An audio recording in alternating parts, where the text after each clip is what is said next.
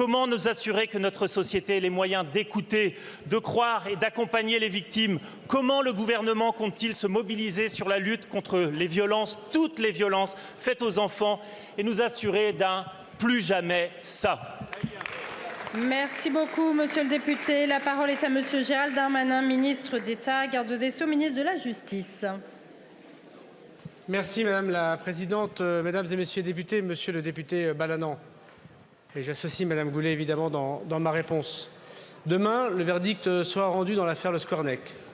Un procès hors norme qui se déroule dans des locaux d'université où tous les moyens ont été mis pour accompagner, vous le savez, les victimes pendant le procès, avant le procès et demain, après le procès.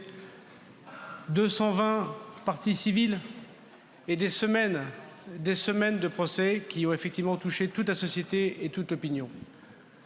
Ce procès qui, pour le ministère de la Justice, représente un coût, 1 million d'euros, et surtout un coût, comme vous l'avez dit, pour l'avenir. Comment écouter davantage la parole des enfants? C'est vrai de la part des policiers et des gendarmes qui travaillent sous l'autorité des procureurs de la République, c'est vrai de la part des magistrats, mais vous l'avez dit, monsieur le député, c'est vrai de la part de toute la société. Le monde médical qui pourrait signaler davantage. Les sujets qui touchent le secret de la confession, les difficultés des lieux d'accueil dans les écoles, dans les centres de loisirs, au sein des familles, puisque vous savez que le Squarnec est aussi cet exemple. C'est dans les familles que la plupart de ces violences se commettent. Et c'est aussi une loi. Un peu de dignité pourrait nous aider pendant cette période particulière.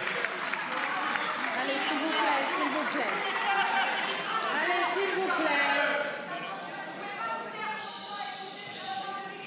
Allez, s'il vous plaît. Des changements législatifs doivent avoir lieu et ils auront lieu. La prescriptibilité pour ceux qui sont victimes de violences qui sera, vous le savez, glissante avec le travail que fait notamment la ministre Berger. C'est aussi le fait que quand on fait des viols sériels, c'est dans la loi également que porte Aurore Berger avec le soutien de la chancellerie, que l'on en fasse 5 ou qu'on en fasse 100, c'est la même peine. Demain, ce sera 30 ans. Aujourd'hui, vous avez vu que le procureur de la République a requis 20 ans. Des changements profonds pour l'accueil des victimes, cela a été dit.